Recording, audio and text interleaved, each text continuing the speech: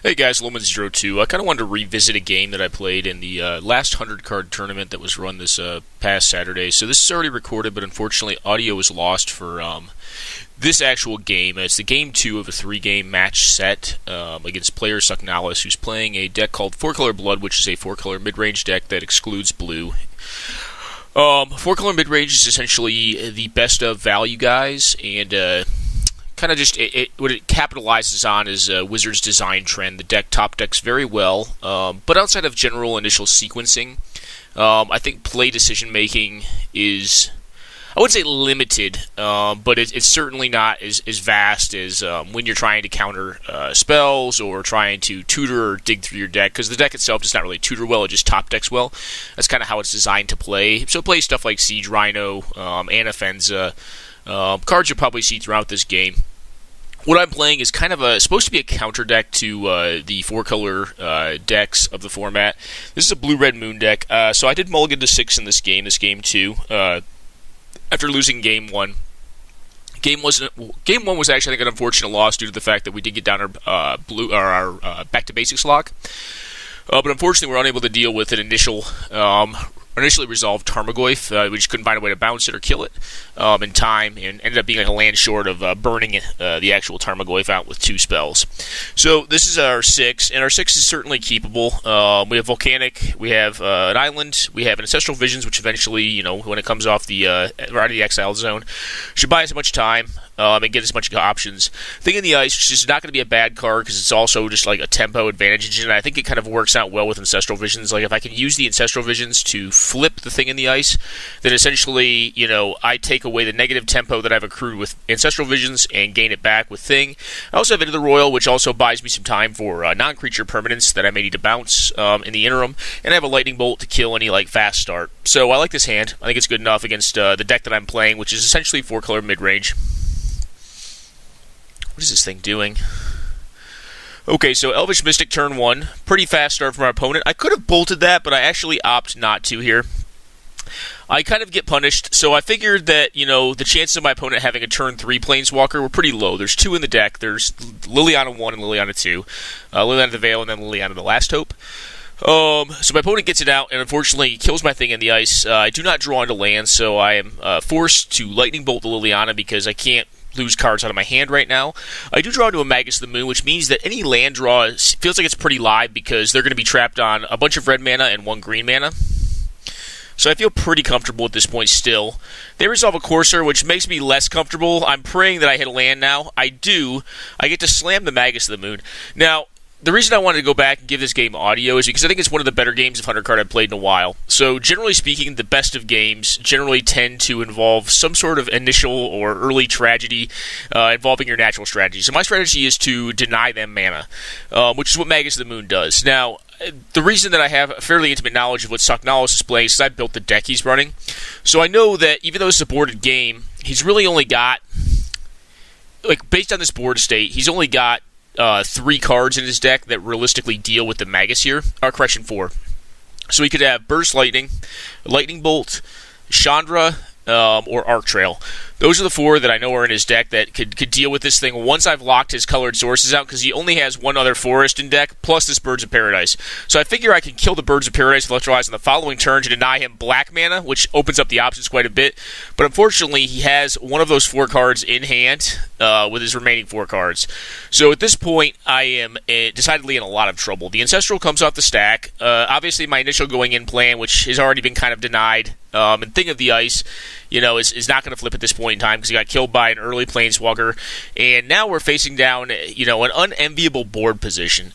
At a minimum, I am able to finish off this Chandra and Birds of Paradise with my Electrolyze, and I figure at this point, based upon what I drew with my Ancestral, that I'm going to have to fight them on mana. So, just on raw capability to cast spells, more spells than they can, and basically deny them on mana, and then basically build up my mana base and build up my cards in hand, and try to limit them on those fronts. Unfortunately, they again have one of the more perfect answers, which is Winter Orb. So, at this point in time, I have to make the unenviable decision on what to use Into the Royal against. I also know they have a Thoughtseize coming up next. Now, my mana is more important, I think, than my card advantages right now, because I'm already losing on the board. Winter Orb obviously always favors the person who's already ahead on board at the time of its casting. So typically speaking, you're going to see it played in weenie decks. You're going to see it played in like artifact mana decks, stuff like that. That's where it's going to shine the most. So I'm in a lot of trouble. I have the third Planeswalker of the game resolve and start.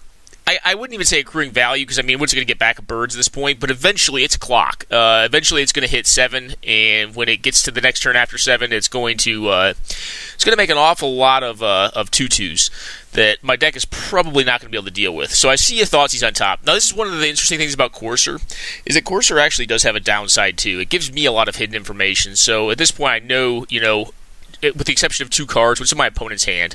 And I'm pretty sure one of them is not land. They interestingly minus on their Courser. They don't have to target there. If I had a Bolt, I could punish that, but they already know the Bolt's out of my deck.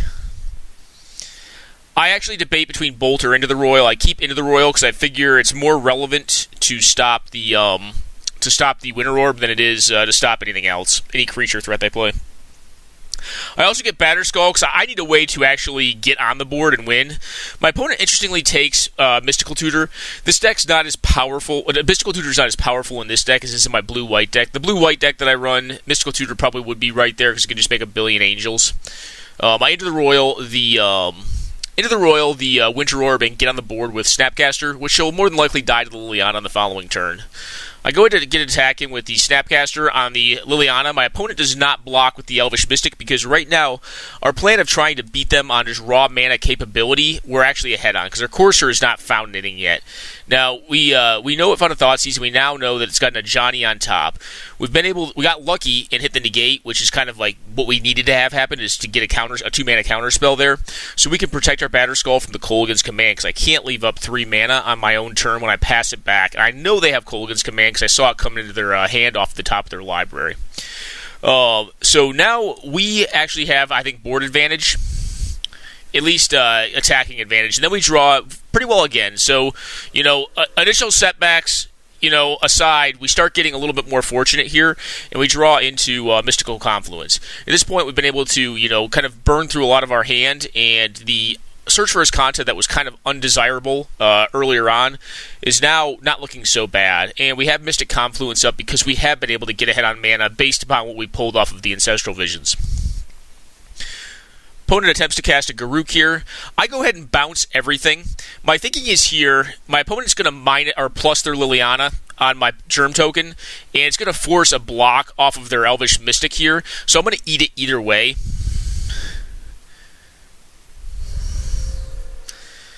And that puts them down again another mana.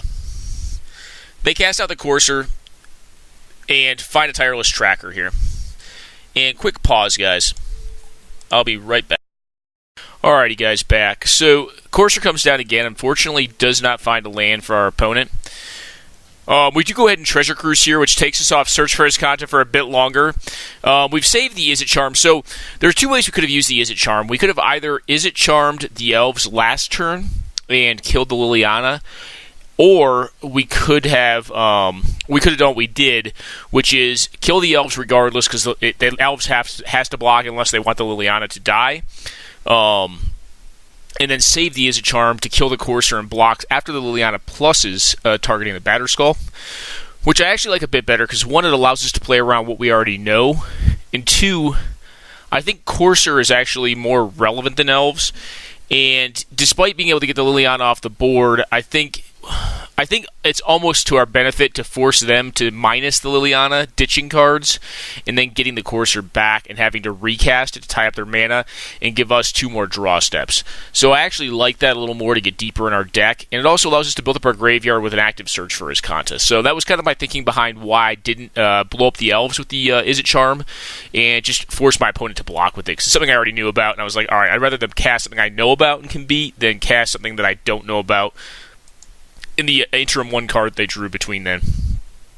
They attempt to cast a Green Sun Zenith. What's interesting about this is it means one of 2 things. So they go for 3 here. 3 means one of 2 things. It either means that they're going for an Eternal Witness, which is still in this older version of the deck, or they're going for a sideboarded in Reclamation Sage. I don't know which. My assumption is probably Reclamation Sage, but I don't know that for a fact. It's more than likely that they brought that card in because we showed them a back to basics in the first game, and they know we're playing Blood Moon as well. Or they can assume we're playing Blood Moon more than likely. If that was an assumption they made, it would be safe. So I go ahead and counter that, assuming now that I know that Reclamation Sage isn't out they have in their deck, because it's actually relatively difficult for this deck to deal with artifacts outside of, like, they have, like, Vindicate, Maelstrom Pulse, Kolaghan's Command, Kasali Pride Mage, and that's really pretty much it. In the sideboard, you get Golgari Charm for enchantments, and you get Reclamation Sage. So my assumption is they have all of the artifact and enchantment hated now. I put land in the graveyard. At this point, I've kind of seized control, but, like, I felt up until, like, turn 9, like, I did not have a handle on this game, and this is the turning point in the game. When they're only able to muster this right here, I know it's the turning point. I go ahead and draw, because I know my mana is not going to be more useful this turn. I get -2/-1 from the Liliana. Cast out the Might, tap their land with the Might. My plan is to equip the Might with the Batterskull here, and force them to use the Swords to Plowshares on it that I know they have drawn, while also leaving up a Braid. So what I'm trying to do is incentivize them to play another card that I know about, which is Winter Orb here, because they're going to assume Winter Orb is good because I have to tap 3 to replay my Skull, and Skull is not very efficient. Ditch the island again, because now I've gotten rid of the Skull. I actually opt to leave up Complicate here because I can't attack with the Skull this turn regardless. They cast out the Tireless Tracker. I go ahead and force them to pay 3. Bad Mana Leak off Complicate. They play land and a Sword of Fire and Ice, which really doesn't do much. I go ahead and search for Azcanta here, finding the Fiery Confluence, and return the Batterskull. I cast out the Batterskull again and just say go, leaving up Daze plus search for Azcanta. They resolve a Doran. It's possible I should have searched there, but I go for an end step search. I don't feel like I cannot not beat a Doran, especially when I have Fiery Confluence to kind of stifle that.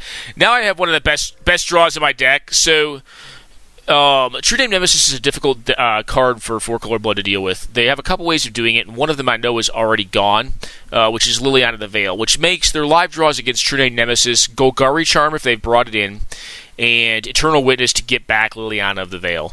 But my plan is now, decidedly, is to get out the True Name Nemesis and then just lock it up with Batterskull. That means Golgari Charm is no longer a way to deal with True Name Nemesis, and the only thing they can really do is get Eternal Witness and then get back the Liliana of the Veil. And it's pretty much impossible to raise an opponent with an active Batterskull, True Name Nemesis at 38 life. It's just not possible. It's not viable for them to do that. Ajani gets cast. Ajani gets killed. I think my opponent just wants an extra draw step, basically, and I'm willing to oblige. I'm not going to leave an Ajani in play for that long. Plus, by the following turn, it would be beyond range of 1 hit off of True Name. So I continue to go up on life, and my opponent continues to dead draw. At this point, we have the game locked, and I'll go ahead and pause it there. So I won't go through the rest of this. We win off of this this combination of cards that we're currently at right now. I basically stopped using Search for Azcanta and just try to fight my opponent because I think at this point they're trying to eat up my clock. So I just, I spend probably about another 50 seconds just, draw going with them and eventually win. What I wanted to showcase this game, though, is that so this is why 100 card is great to me. Like, I did not think I was winning this game up until I thought up until turn 9, I was probably going to lose. But then, I had a turning point in turn 10, and then by turn 11, I'd solidified inevitability, or I felt I had inevitability in the game to win. So, there are definite shifts, and grindy games like this, where both decks interact and do what they're supposed to do to stop the other, are some of the best games, in my opinion. And, I think it's like any format. If you have an equally skillful player, or two equally skillful players playing each other, and you have decently well-matched decks, you should win a third of the time, you should lose a third of the time, and then, another third of the matches, are the games like this where, there's a little bit more at stake, a little bit more at play, and decision making is highly crucial. And sometimes it's there's multiple ways to go about a thing. And I think this was certainly one of those games as we were disrupted highly in the beginning. Our disruption was stopped, and basically what we were going to use to lock them out of the game, once that was gone and we kind of missed that next land drop, turned the game into I think a 22 turn or 23 turn slugfest of a game that eventually allowed us to gain insurmountable advantage and win. So I wanted to reshare this game and kind of show some of the interplay in it. Our opponent had a very strong opening sequence this game.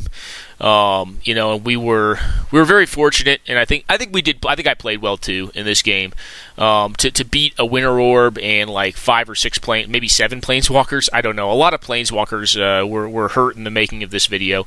Let's just say that. And I feel fairly fortunate that I was able to beat them all.